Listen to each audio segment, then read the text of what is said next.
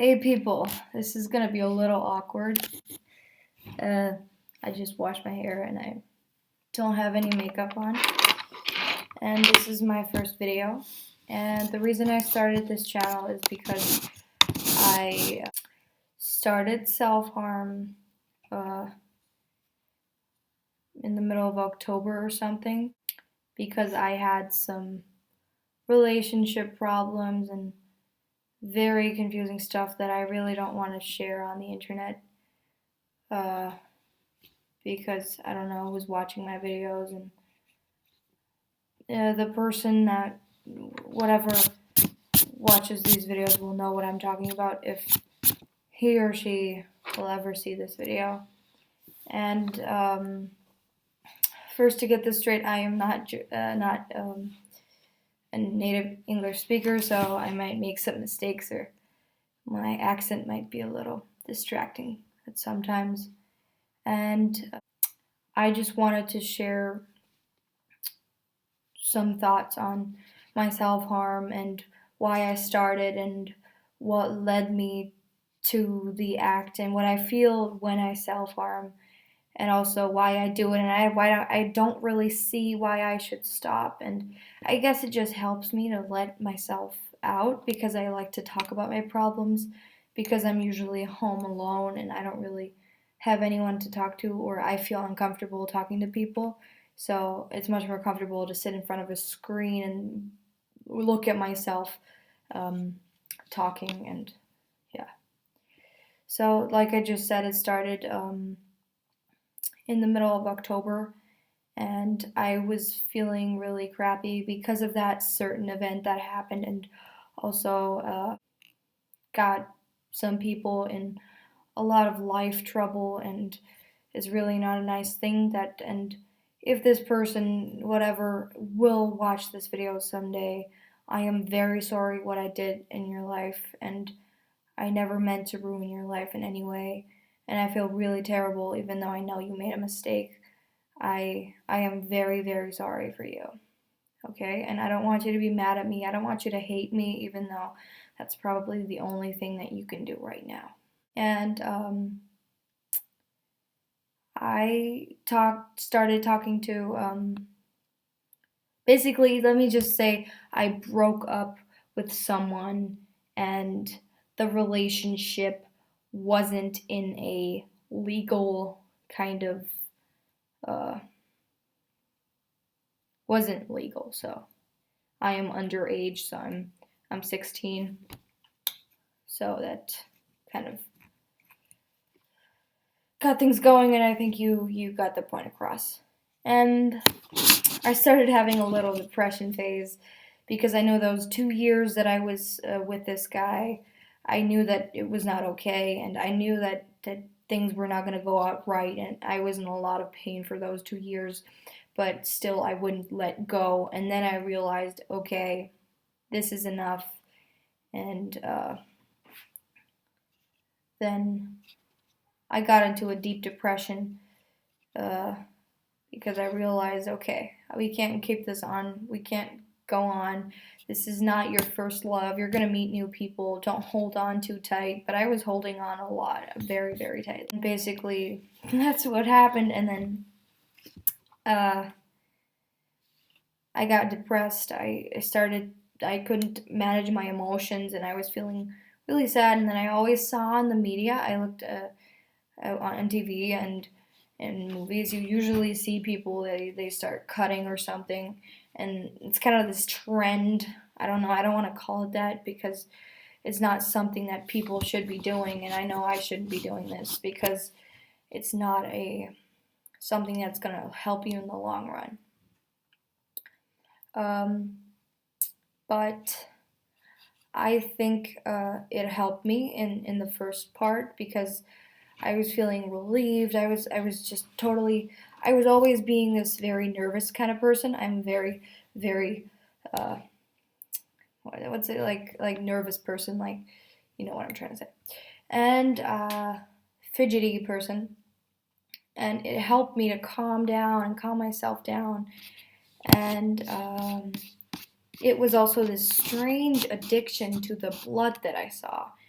and it might be sound a little weird, but I love to see blood running down my legs and down my body and stuff.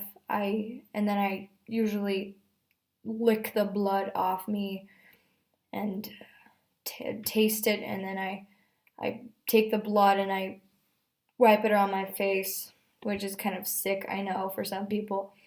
But you can click away if you don't want to see this, but I want to tell these people my story because it helps me to share my thoughts.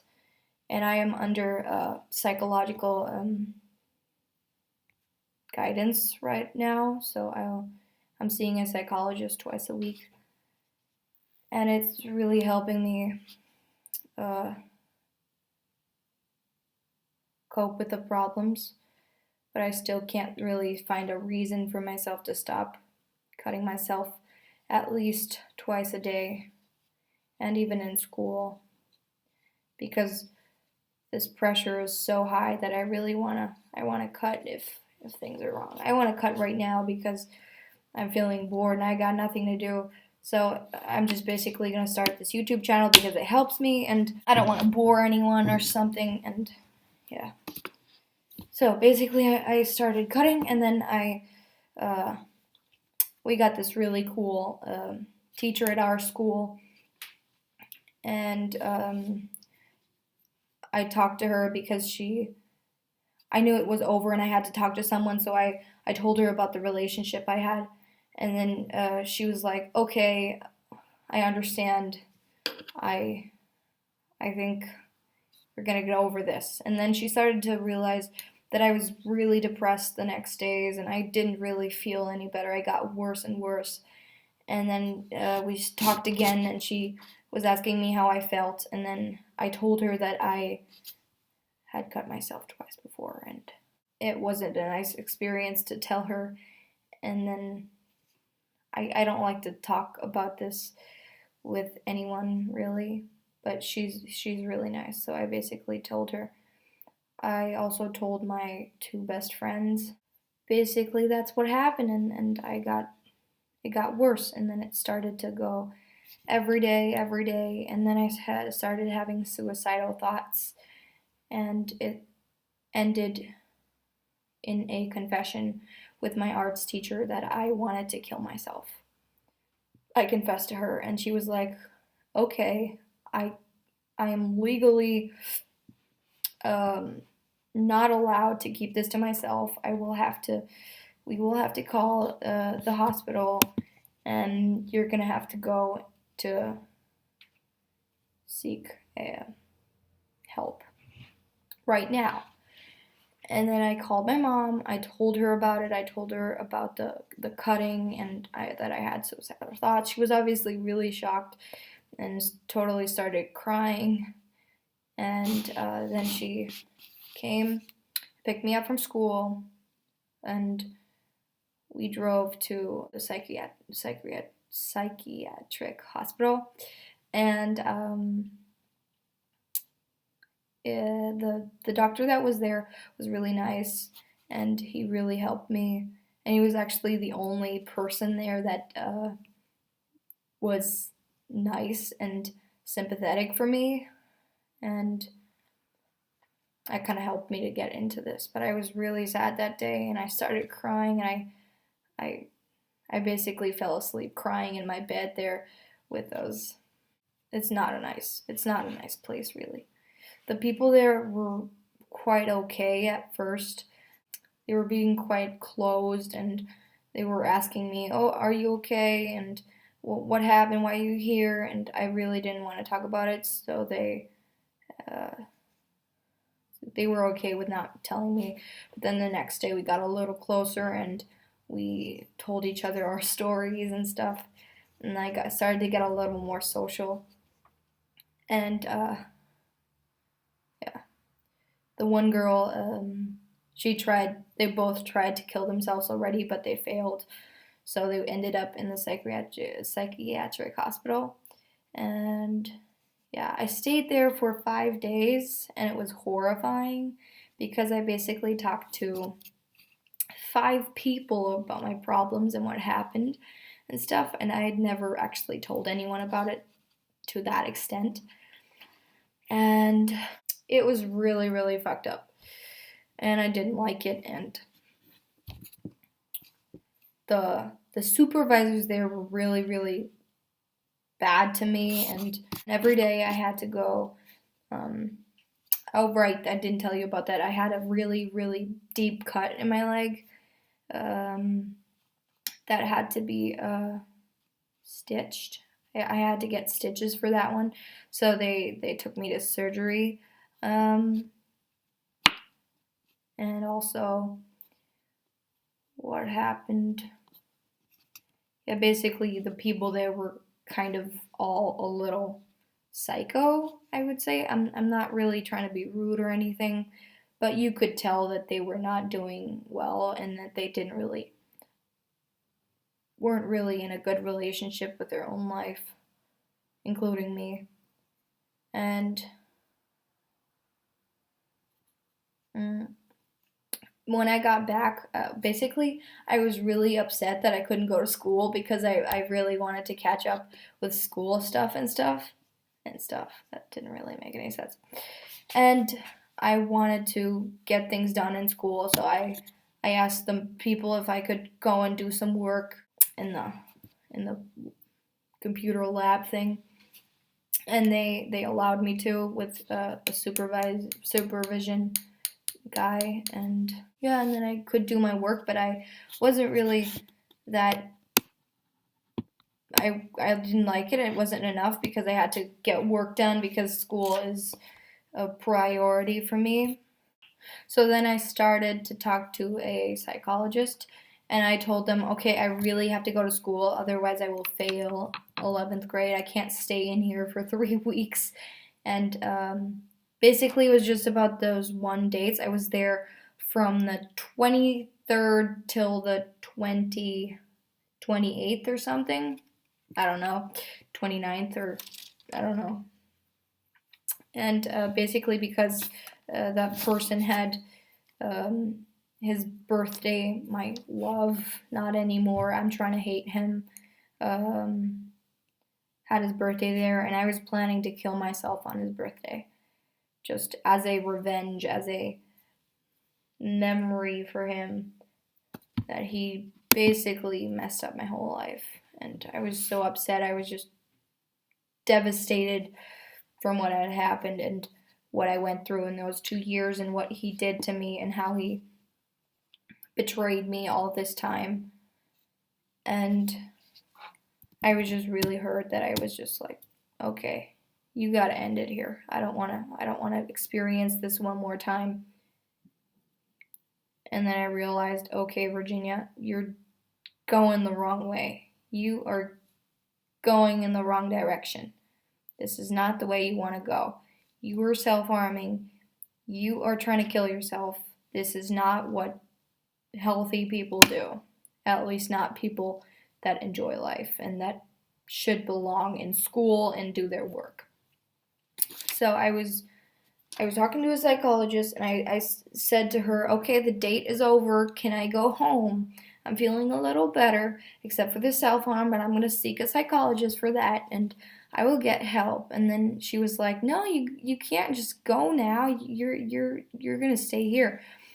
And then my parents came, and they were talking to the psychologist as well, and they basically got me out by telling them that we already had a psychologist and we had everything planned that I was going to get out today. And then they left me out the next day. And I was really lucky. I was really, really excited to get out of there because it was basically, I wouldn't say it was a psychiatric hospital. It was more like a prison, basically. And I never want to go there again. And for a moment, I was just like, I'm never gonna self-harm again because I do not want to end up in a place like that again. And I also, when I came back, people were telling me, wow, like the people that I told about it and where I was Most people just thought I was sick for that whole time, like physically sick, and they were telling me, "Wow, Virginia, that was a great step that you took. That was amazing that you understood that things were not going right." And yeah. And the problem that followed was that I was being pathologized. I don't know if I got that right, but because people were treating me like I was sick, like terribly sick, like I was a retard, or I was trying to kill myself whole time. They were watching me while I was handling knives, and they were my dad and my family and stuff. They were like looking after me like I was possessed or something. And I wasn't allowed to lock my door, and I was supposed to get all those blades out, those sharp things and stuff, and they were really paranoid that I was gonna hurt myself again. And I basically managed to get over it for some time. It started 4 days. I went with self-harm after the psychiatric hospital. I went 4 days without self-harm, and I was feeling a little better, I guess, on when I got out. But then it got me back. I was so pressured, and I couldn't take it anymore. I was just like, shit, that really, I really, I don't care if I get fucking uh, scars all over my body. I got scars already. What the fuck? Just do it again. And then I went to the bathroom. I was totally in a bad mood, and I was really nervous and really, really, I was kind of like a different person. I'm always like a different person when I self harm. I'm not myself.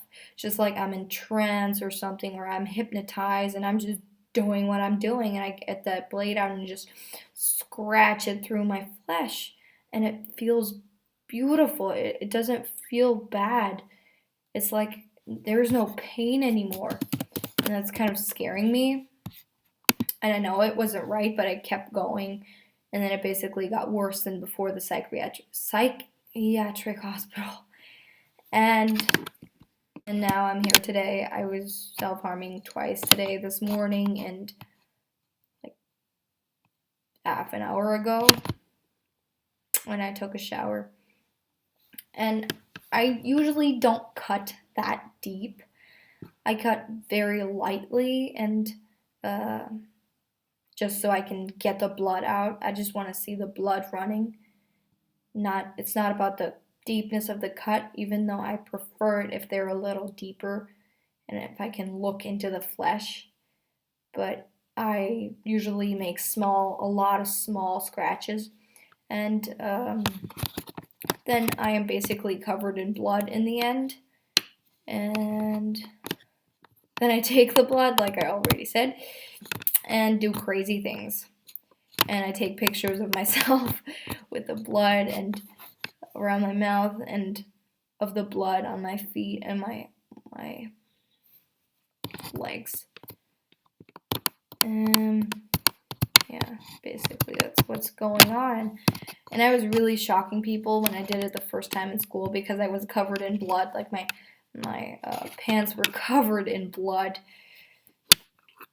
even though I tried washing it off, but it didn't really work.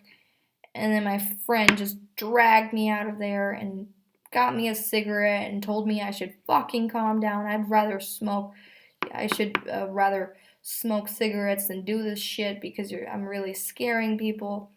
And I'm really scared that people would think that I do it for attention. Because sometimes when I talk about it, I realize, oh my god, when I say this, it sounds like I'm trying to get attention. And for some part, I did get a lot of attention. I did like the attention that I got. And I did like it when I talked to people about it, and they were making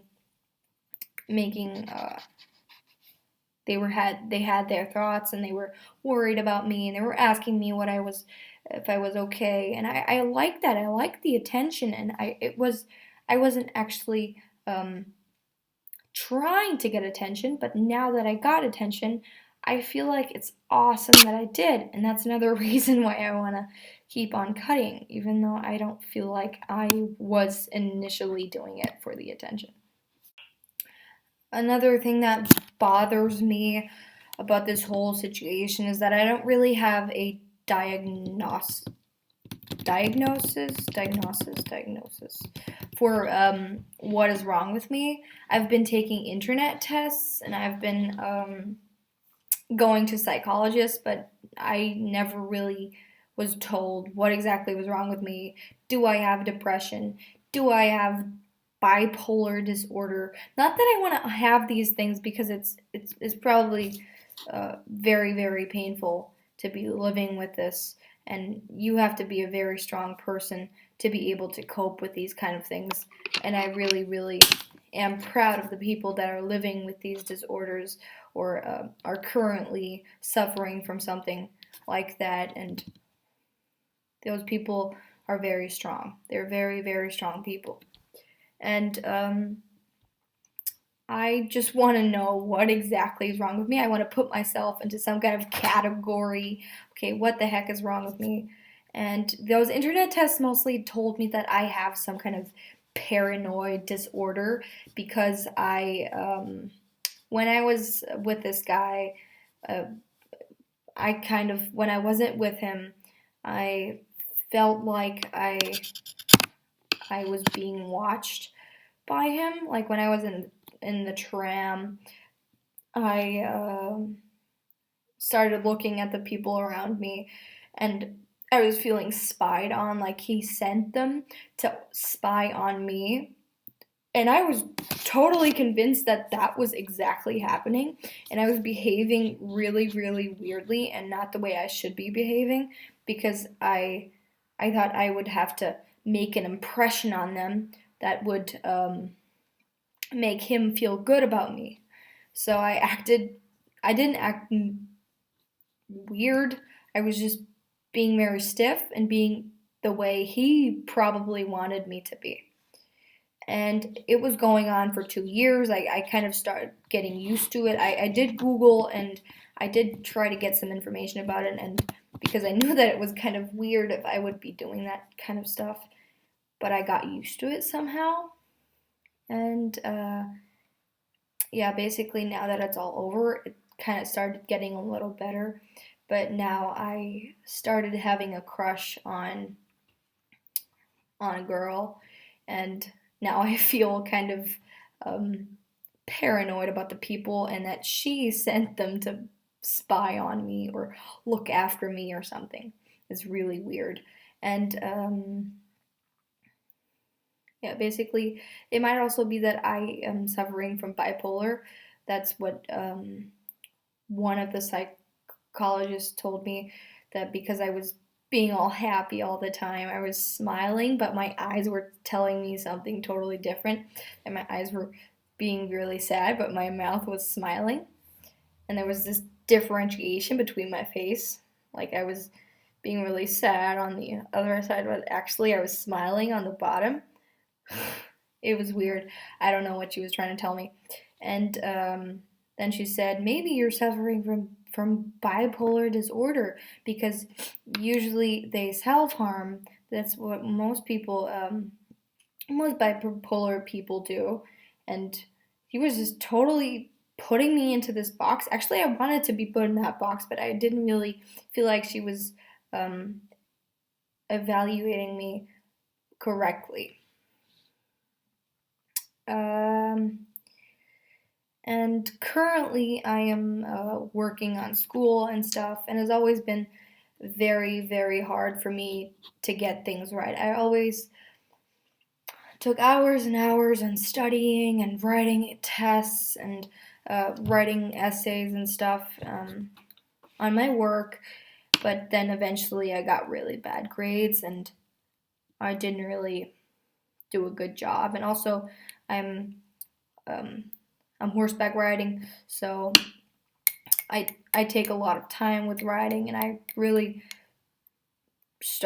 I really give effort to what I'm doing, and I'm really trying to be good and be the best, but I've never been the best, and I've this kind of starts I'm starting to get used to not being perfect.